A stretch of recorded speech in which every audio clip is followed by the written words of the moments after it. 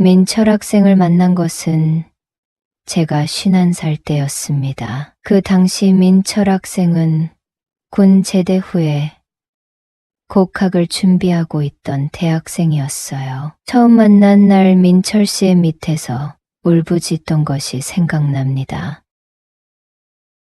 좋아요. 구독 부탁드릴게요. 저는 그때 남편 사업이 잘 안 돼서 남편은 중국에 가 있었습니다. 저희 아이들은 취직해서 독립한 상태였어요. 챙겨줄 사람이 셋이나 있다가 혼자 살게 되니 외롭기도 하고 공허하기도 했습니다. 그러던 차에 여성은 무료라는 전화번호가 있어서 전화를 걸었습니다. 너무도 심심했기 때문이었죠. 처음 연결된 사람이 민철 씨였습니다. 저희 아들보다도 3살이 어린 사람이지만 저에게는 서방님이기 때문에 저는 민철 씨라고 부릅니다. 민철 씨는 저에게 반말을 해요. 처음에는 엄마보다 나이가 많은 사람에게 어떻게 반말을 하냐는 민철 씨였지만 제가 반말을 하라고 시켰어요. 나에게 존댓말을 하면 남자로서 매력이 덜할 것 같다고요. 처음에는 어색한 듯 하더니 민철 씨는 저에게 반말을 잘하기 시작했습니다. 여자는 무료라고 적혀 있는 전화번호로 전화를 걸었더니 어떤 남자가 받더라고요. 목소리만으로는 전혀 어린 것 같지 않은 목소리였습니다. 죄송하지만 그쪽은 나이가 어떻게 돼요? 제 물음에 저는 24살이고 얼마 전에 제대했습니다. 저는 그래요.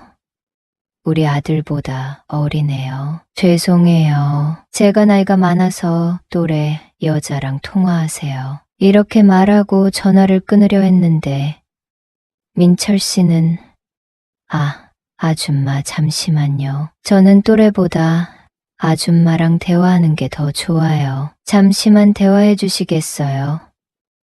이렇게 말하는 것이었습니다. 저는 그래요.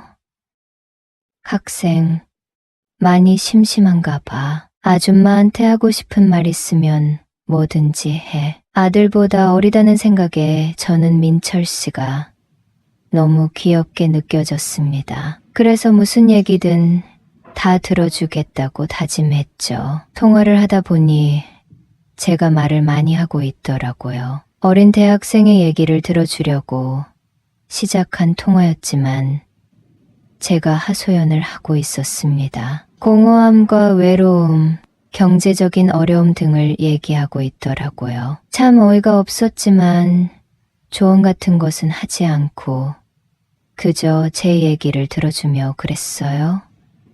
그랬군요. 이렇게 맞장구만 쳐주는 젊은 학생한테 마음이 너무 편하게 느껴졌습니다. 저는 내 얘기를 이렇게 잘 들어주어서 나에게 위안을 주었으니 밥이라도 한번 사 먹이고 싶은 마음이 들었어요. 그래서 다음날 점심을 먹자고 했습니다. 다행히도 집이 멀지 않더라고요. 만나서 보니 생각보다 잘생겼더라고요. 민철 씨는 은근히 사람을 칭찬해주는 매력이 있는 사람입니다. 저를 보고는 아줌마 생각보다 지적인 느낌이네요. 이렇게 말하더군요. 제가 지적인 느낌이 든다는 말은 난생 처음 듣는 말이었습니다. 저는 고등학교를 중퇴한 여자거든요. 집안 사정이 안 좋아서였습니다. 저는 그날 이런 생각을 하면서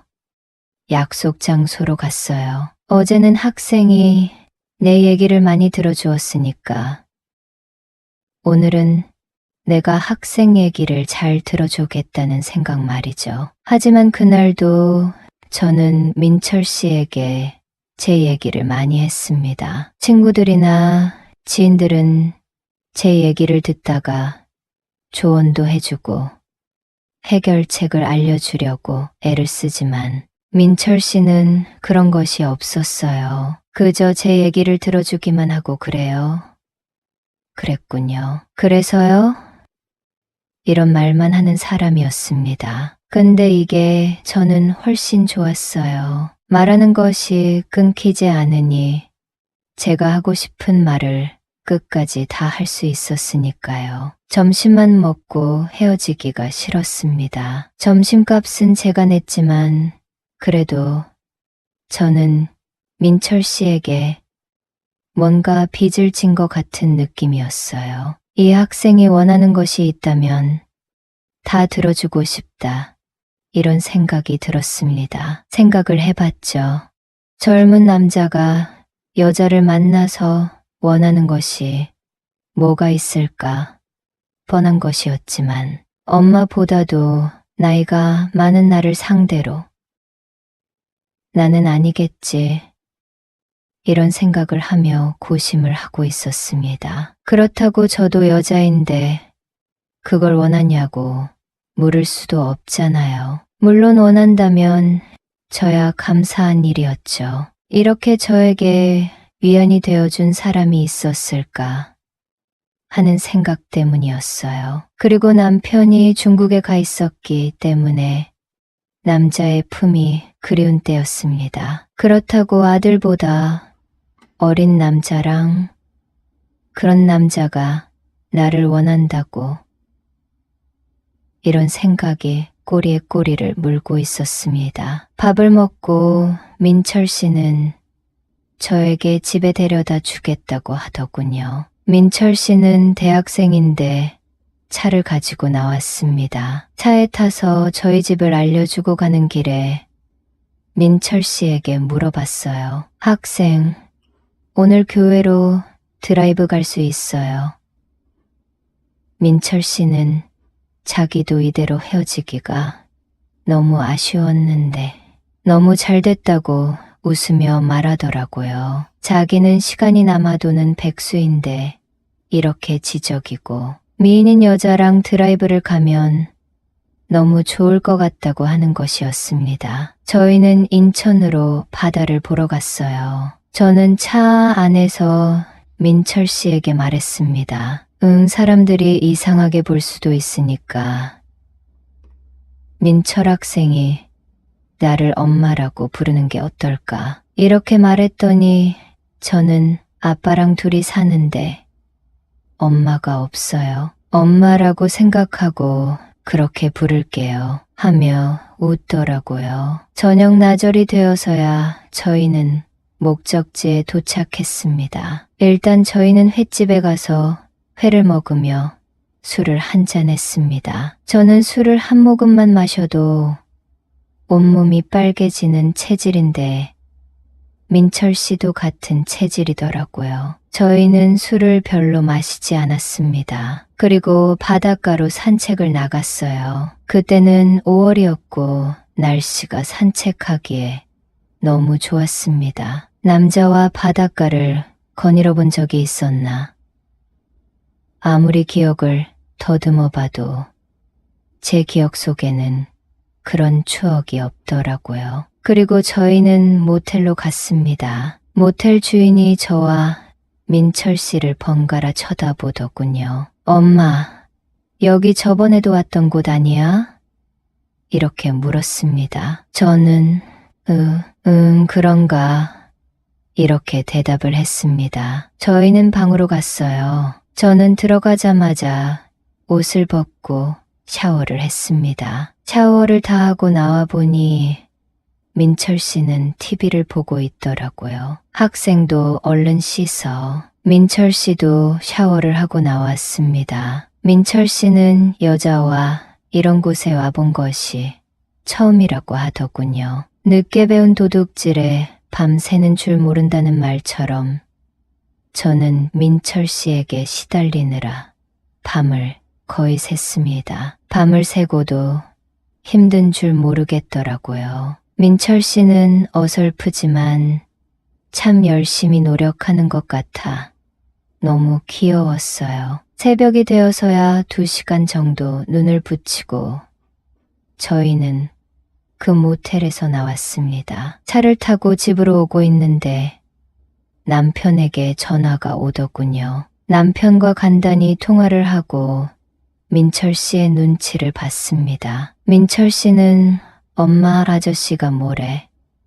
이렇게 말하면서 빙그레 웃었습니다. 저는 그냥 안부 전하지 뭐 이렇게 대답하며 마주보고 웃었습니다. 그날 이후로 저는 민철 씨와 매일 만났습니다. 민철 씨가 주로 저희 집으로 왔죠. 이웃들 눈치가 보여서 보는 눈이 없나 살피고 들어오라고 했습니다. 민철 씨가 도착할 때가 되면 저는 현관문을 살짝 열어놓고 기다렸어요. 민철 씨는 엄마라고 부르던 것이 입에 붙어버렸는지 한동안 저에게 엄마라고 불렀습니다. 관계를 가질 때도 민철 씨가 저를 엄마라고 부르니 뭔가 모르게 이상하고 좋았습니다. 그래서 저는 민철 씨에게 아들이라고 불렀죠. 민철 씨를 사랑해서 만나는 건지 서로 욕구를 해결하기 위해 만나는 건지 헷갈리다가 저는 민철 씨를 사랑하고 있다는 것을 알게 되었습니다. 그래서 민철 씨에게 제 이름을 불러달라고 했어요. 저는 그때까지 학생이라는 호칭을 사용했는데 앞으로 민철 씨라고 부르겠다 했습니다. 처음엔 어색했지만 점차 익숙해져 갔어요. 지금도 가끔은 사랑을 나눌 때 민철 씨는 저에게 엄마라 부르며 장난을 칩니다. 저도 아들이라 부르며 장난을 치죠. 저를 언제나 다정하게 대해주는 민철 씨를 하루라도 못 보면 너무 힘들 것 같습니다.